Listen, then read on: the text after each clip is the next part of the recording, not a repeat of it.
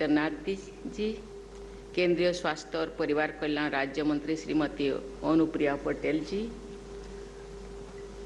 संसद सदस्य Shri Ravi Kishan ji, president AIIMS Gorakhpur Shri Deshdeepak Verma ji, executive director major general doctor Vibha Datta ji, संकाय सदस्यगण, प्राध्यापकगण, सभी डॉक्टर्स और नर्सेस, गणमान्य अतिथियों, प्यारे विद्यार्थियों, देवियों और स्वजनों, नमस्कार। एम्स गोरखपुर के पहले दीक्षांत समारोह के विशेष अवसर पर आप सबके बीच आकर मुझे अत्यंत प्रसन्नता हो रही है। आज उपाधि प्राप्त करने वाली विद्यार्थियों को मैं बधाई देती हूँ। स्वर्ण पदक विजेताओं को मैं विशेष बधाई देती हूँ।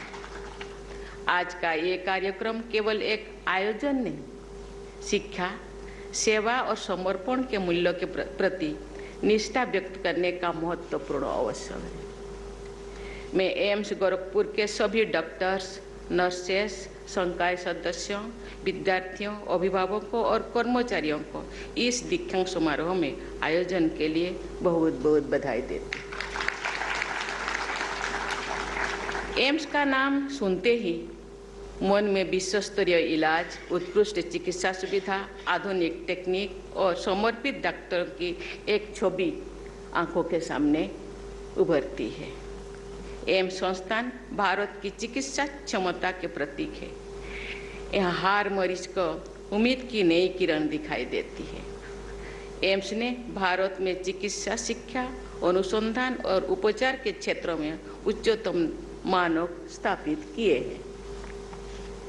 चाहे सर्जरी की नई टेक्निकी हो, अर्ली डायग्नोस्टिक्स के उपकरण हो या फिर आयुष और एलोपैथी के समन्वय से बीमारियों का इलाज, एम्स ने नवाचार को अपने कार्यशैली का हिस्सा बनाया है।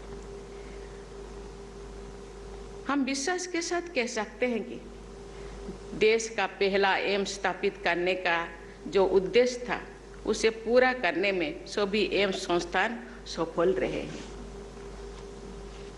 एम्स संस्थान आज गुणवत्ता, सेवा और नवाचार के केंद्र बन गए हैं। एम्स गोरखपुर इस परंपरा को सफलतापूर्वक आगे बढ़ा रहे हैं। इस संस्थान ने बहुत कम समय में शिक्षा, अनुसंधान और चिकित्सा सेवाओं के क्षेत्र में उल्लेखनीय प्रगति की है। यह संस्थान हर वर्ग के नागरिकों के लिए सुलभ और सस्ती स्वास्थ्य सेवाएं उपलब्ध करवा रहा है। इसीलिए मैं इस संस्था को बहुत बहुत धन्यवाद देती हूँ। चाहे कोई गरीब हो, ग्रामीणों हो या शहरी नागरिक, इस संस्थान में सबके लिए समान गुणवत्ता का इलाज उपलब्ध है। मुझे बताया गया है पूर्वी उत्तर प्रदेश, सीमावर्ती बिहार और नेपाल के लोगों के लिए उत्कृष्ट चिकित्सा सेवा के केंद्र के रूप में एम्स गोरखपुर प्रसिद्ध हो रहा है। इस अवसर में पर सभी डॉक्टर्स से कहना चाहूँगी, चिकित्सा लोगों की सेवा करने के साथ साथ देश की सेवा का माध्यम भी है। डॉक्टरों का समाज और देश के विकास में अत्यंत महत्वपूर्ण योगदान होता है। ये केवल रोग का इलाज नहीं करते, बल्कि एक स्वस्थ समाज की नींव भी रखते हैं। जब देश के नागरिक स्वस्थ होते हैं तो उनकी कार्य करने की क्षमता भी बढ़ती है और ये राष्ट्र की उन्नति में भागीदारी बन सकते हैं। इसके लिए जरूरी है कि डॉक्टरों की सेवाएं ग्रामीण और दूर दराज क्षेत्रों में भी उपलब्ध हो। देवियों और स्वजनों, गोरखपुर और देश के अन्य स्थानों पर एम्स की स्थापना इस उद्देश्य के साथ की गई है कि देश के हर कोने में उत्कृष्ट चिकित्सा, शिक्षा और स्वास्थ्य सेवाएं सुलभ हो। आज पूरे देश में अनेक एम्स कार्यरत है, जिनके द्वारा स्थानीय लोगों को उच्च गुणवत्ता की स्वास्थ्य सेवाएं मिल रही है। साथ ही स्वास्थ्य सेवा के क्षेत्र में रोजगार और शिक्षा के अवसर भी बढ़े हैं। विदेशों से भी मरीज भारत में इलाज के लिए आते हैं, क्योंकि यहाँ इलाज न केवल सुलभ है बल्कि गुणवत्तापूर्ण भी है। मेडिकल टूरिज्म को बढ़ावा देने में एम्स जैसे संस्थानों की निर्णायक भूमिका रही है। भारत में इलाज का खर्च अन्य के कई देशों की तुलना में बहुत ही कम है, जिसके कारण विदेशों से भी लोग इलाज के लिए यहाँ आते हैं। ये भारत का एक गौरव का गाथा है, बहुत खुशी की बात है। एम्स की पारदर्शिता, नैतिकता और अनुसंधान आधारित इलाज प्रणाली ने इसे वैश्विक मंच पर एक प्रतिष्ठित संस्थान बना रहे हैं। मुझे विश्वास है कि एम्स गोरखपुर सहित देश के सभी एम्स संस्थान भारत को एक वैश्विक चिकित्सा केंद्र के रूप में स्थापित करने में अग्रणी भूमिका निभाएंगे। प्यारे विद्यार्थियों, एक डॉक्टर का व्यवहार भी मरीज की मानसिक और शारीरिक स्थिति पर गहरा प्रभाव डालता है। आज आप डॉक्टर बन गए हैं। आप जब इस करियर के अलावा आप दूसरे आपको अपना आर्थिक और सामाजिक उत्थान करने के लिए बहुत सारे विकल्प, बहुत सारे ऑप्शन था, लेकिन आप इस प्रोफेशन को, इस करियर को चुना। इसलिए मैं समझती हूँ आपके मन में कहीं ना कहीं सेवा भाव का और आपके परिवार भी सेवा भावना का है, इसीलिए आप इस करियर को चुना। इसीलिए आपको मैं धन्यवाद देना चाहती हूँ। एक संवेदनशील डॉक्टर न केवल दवा से बल्कि अपनी व्यवहार से भी मरीज को जल्दी ठीक होने से मदद करती है। साक्ष्य दर्शाते हैं कि सहानुभूतिपूर्ण देखभाल से मरीज की हालत में तेजी से सुधार होता है। इसी तरह डॉक्टर के धैर्य और समर्पण की भावना समाज में एक आदर्श प्रस्तुत करती है, जिससे अन्य लोगों भी प्रेरित होते हैं। डॉक्टर एक प्रोफेशन नहीं है, ये एक सेवा होता है। इसका कोई 24 आवर सेवा ये ट्रांसफरेबल नहीं है। कभी आप रात में थका हारा सोए हैं, आधी रात को कोई टेलीफोन किया, फिर आपको जाना पड़ता है। आप 2 घंटा काल सो सकते हैं, लेकिन आप आज जो सो जाएंगे तो एक जिंदगी चली जाएगी।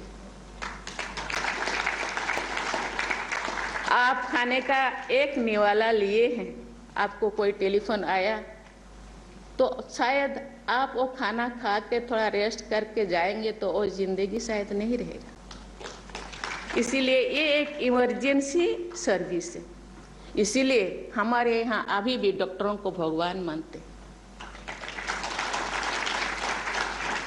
हम भगवान को देखे नहीं, हम कभी सुने हैं, लेकिन चलते फिरते भगवान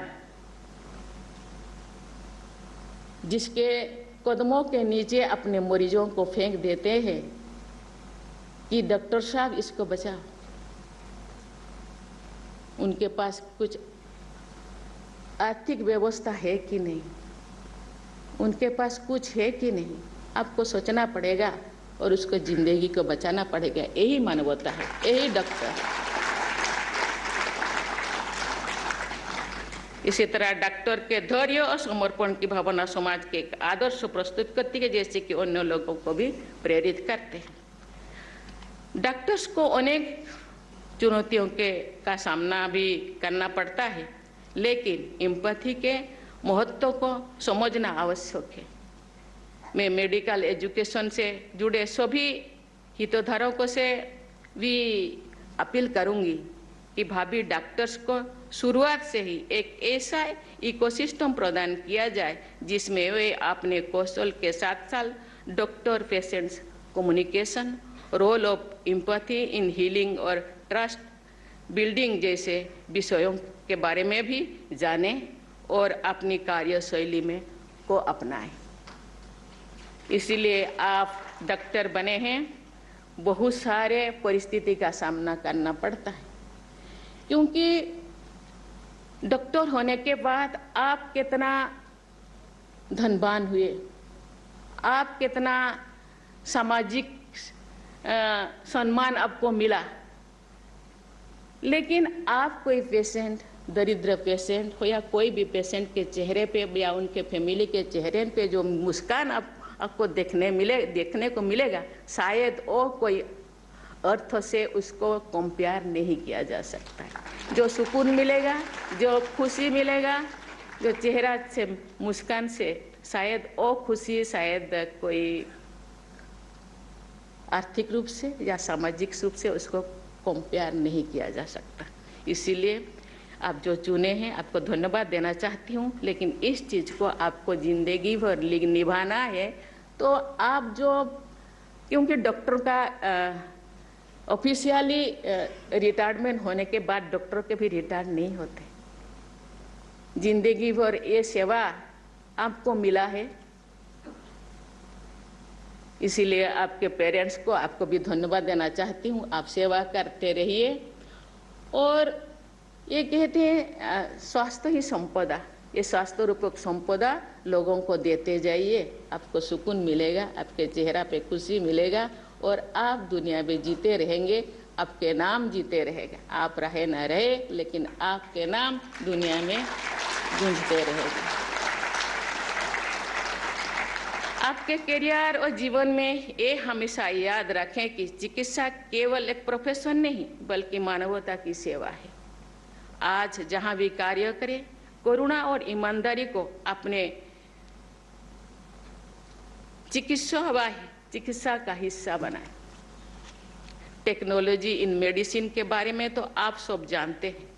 आज हम देख रहे हैं कि telemedicine, AI in diagnostic, robotic surgeries, variable health take जैसे तकनीकी चिकित्सा सेवा को बेहतर बना रही है। मुझे बताया गया है कि एम्स के द्वारा रोबोट असिस्टेड सर्जरीज और AI बेस्ड कैंसर डिटेक्शन का उपयोग किया जा रहा है, जो चिकित्सा नवाचार के लिए भारत की तत्परता को दर्शाता है। AI ड्रिवन हेल्थ केयर में एथिक्स, डेटा प्राइवेसी और ह्यूमन टच बनाए रखने पर भी विचार करना आवश्यक है। प्यारे विद्यार्थियों, आप आज जिस मुकाम पर पहुंचे हैं, ये आपकी मेहनत और दृढ़ संपर्क का परिणाम है, लेकिन आपकी सफलता में आपके माता पिता और आपके शिक्षकों की भूमिका में आप कभी कमी नहीं है, आप उसको भूलना नहीं है, ऐसी मैं आशा करती हूँ।